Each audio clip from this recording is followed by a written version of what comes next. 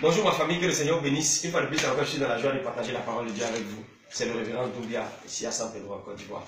Je veux donner une petite exhortation à tous mes frères et mes soeurs, en particulier les jeunes qui aiment Dieu, qui veulent servir le Seigneur.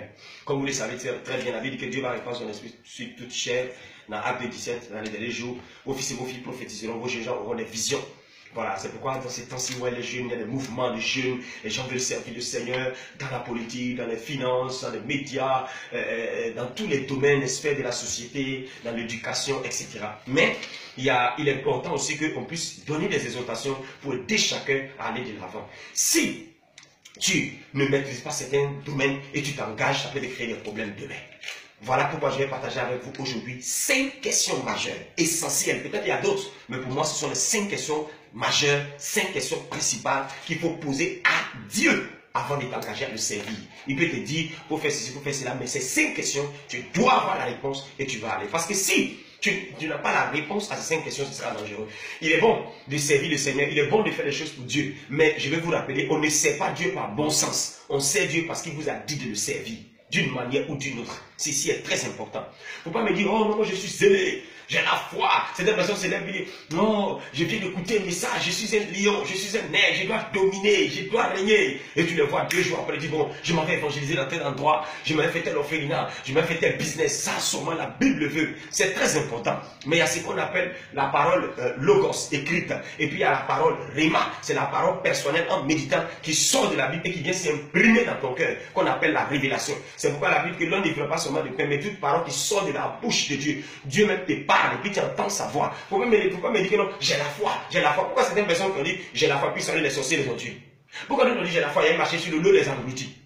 Parce qu'elle n'oublie pas, la Bible dit aussi que la foi vient de ce qu'on entend. Si tu n'as rien entendu, ce n'est pas la foi. Ce sont tes impressions, ce sont tes émotions. Il ne faut pas me parler d'audace, même l'audace. Abraham est parti par la foi. Mais comment? Parce qu'il a entendu la voix de Dieu qui a dit, Abraham, lève-toi, quitte ta patrie, va-t'en. Tu as entendu quelle voix? Voilà pourquoi il est important d'aller dire à papa, bon Dieu, papa, réponds-moi ces 5 questions majeures, ces 5 questions principales. Et ça va t'aider à aller de l'avant et faire des exploits imaginables avec le Seigneur Jésus de Nazareth. Parce que si tu n'as pas la réponse à ces 5 questions, tu sais quoi, quel est le danger? Les épreuves vont venir, les tests vont venir. Quand les épreuves vont venir, quand les gens vont commencer à t'insulter, quand les critiques vont venir, la solitude va venir. Si Dieu ne t'a pas parlé, si tu n'as pas reçu les réponses à ces 5 questions, ah, mon frère, ma soeur, ça sera difficile pour toi de tenir. C'est pourquoi tu vois certaines personnes qui avaient commencé des choses, ils disent que Dieu les a appelés dans les affaires, ils abandonnent Dieu les a appelés dans le leadership, ils abandonnent Dieu les a appelés dans le ministère, ils abandonnent moi Dieu m'a dit d'évangéliser dans les écoles, après moi Dieu m'a dit de ceci, cela. Et tu vois beaucoup de personnes là, ils disent que Dieu m'a parlé, mais ils ne se lèvent pas toujours. Dieu m'a dit ça, Dieu, vous reportez, c'est parce que vous n'avez pas la réponse à ces 5 questions. Si tu as la réponse à ces 5 questions, dans les temps de défi, dans les épreuves, tu pourras dire, Dieu, rappelle-toi que c'est toi qui m'as donné 5 réponses. Première question qu'il faut poser à Dieu. Première question, Seigneur, à quoi m'as-tu appelé? Jésus, je vois des jeunes gens faire des choses, mais on ne fait pas les choses pour Dieu. Je répète, on ne fait pas les choses pour Dieu, mais on fait les choses de Dieu. Dieu t'a dit de faire ça et tu suis cette feuille de route.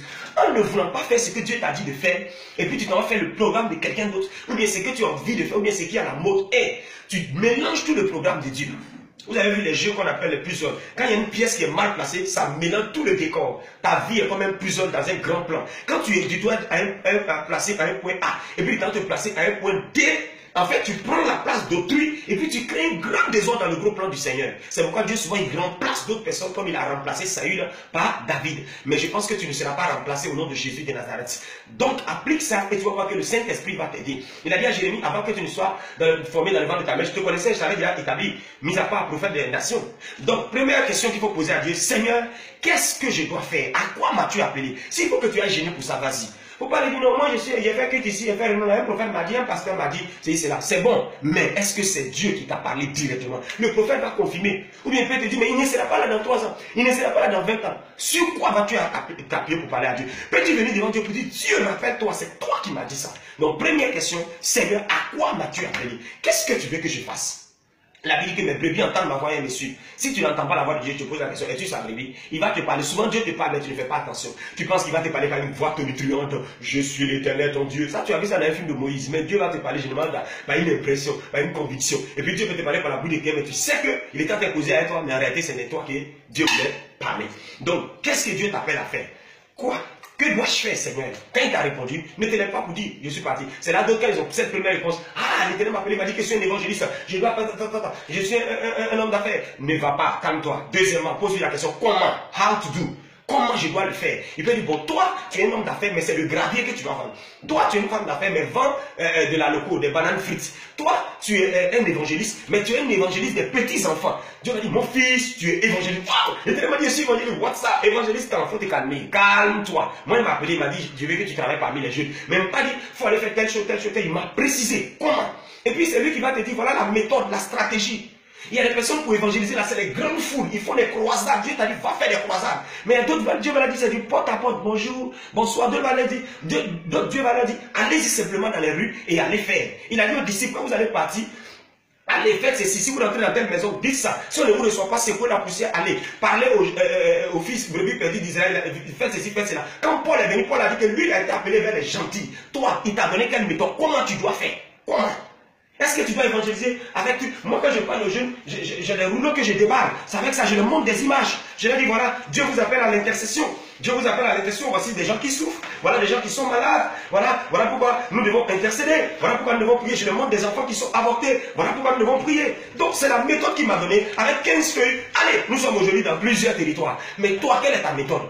Est-ce que c'est la radio? Est-ce que c'est la télé? Beaucoup font des directs sur WhatsApp, sur Facebook, beaucoup font des vidéos, mais est-ce que c'est ta méthode? Est-ce que c'est ta méthode? Peut-être toi, ta méthode, c'est de changer son style vestimentaire, mettre ta casquette en envers, parler, faire les gestes, ou bien parler l'argot de ton pays, te comporter comme si c'était même un petit délinquant de la gare pour essayer de gagner certaines personnes. Parce que si tu n'as pas la stratégie, tu vas te mettre en cravate, costume, aller au milieu des gens, ils vont te regarder, Olivier, Père, excuse-nous, et puis fuis. Tu dis, mais Seigneur, qu'est-ce qui se passe? Ça ne marche pas. Mais tu n'as pas le comment. Le comment faire, how to do, comment il faut faire les affaires. Je commence comment? Pendant 7 ans, ne touche pas à tout ce que tu vas avoir, ne touche pas à 10%, ne touche pas à 12%, ne touche pas à 7%. C'est ça ta stratégie. Il peut venir et te dire, toi, va prendre un prêt bancaire dans tel endroit. Toi, ne prends jamais de prêt. Ne copie pas, copier-coller. Fais ce que lui t'a dit. Donc, deuxième question, comment faire?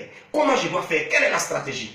Troisièmement, quand il t'a répondu les deux, ne te lève pas pour partir. Il y a une troisième question. Et la troisième question, c'est où dois-je le faire? Tout appelle à un endroit propice.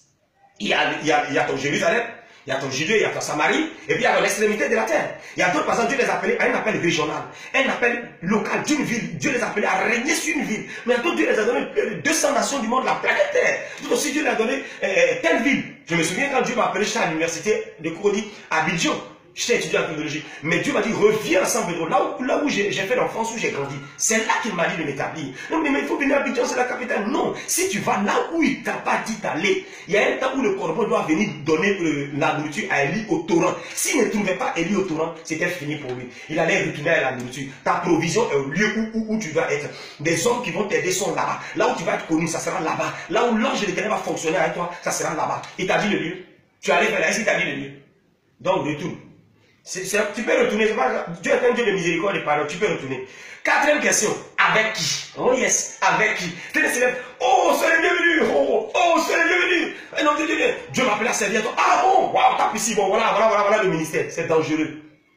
90% des gens qui vous commencez une vision, souvent dans les 10 premières années, vous abandonnent. Et après, les vraies personnes que Dieu vous a données viennent. Soyons sages et intelligents. Avec qui tu dois faire? Je dois faire avec les enfants. Je dois faire avec les adultes. Je dois faire avec les païens. Je dois faire avec les musulmans. Je dois faire ceci. Je dois faire cela. Reçois de Dieu le avec qui. Et maintenant, pour terminer, la dernière question, c'est la dernière. Reste concentré, c'est la dernière. Elle est plus importante. Quand? Les gens n'ont pas le temps, ils se lèvent. Oh, ça me brûle là. Ah, je suis scellé. Quand ils écoutent un pasteur prêcher, allez. Non. Quand tu dois faire, il y a un temps. Il y a le temps chronos. Il y a le temps kairos. Et il y a le temps pléro. C'est différents types de temps qu'on me dit dans la Bible. Temps. Il y a une saison. Il fallait que, comment on appelle ça, Marie soit là. Il fallait que Joseph soit là. Et maintenant, tout est planifié. Voilà, il y a eu un silence entre Dieu et son peuple. Maintenant, le péché a été là, vide. Et Dieu, maintenant, il y avait ce temps-là, où la veuve devait enfanter. Ah, Marie est là. Si Marie n'était pas née, Joseph n'était pas né, c'était pas encore le temps. Mais Joseph est né, Marie est née, ils ont grandi. Ok, Dieu fait son conseil, il dit ça c'est le temps kairos. Maintenant, on va faire en sorte que l'enfant Jésus naisse. Ah, Le temps Kairos est là, il naît maintenant. Où il doit mourir sur la croix pour que l'humanité soit sauvée. On choisit le jour, tel moment. En ce moment, il a fait les miracles, il a fait ceci, il a fait cela. Judas va le trahir. Tout est préparé.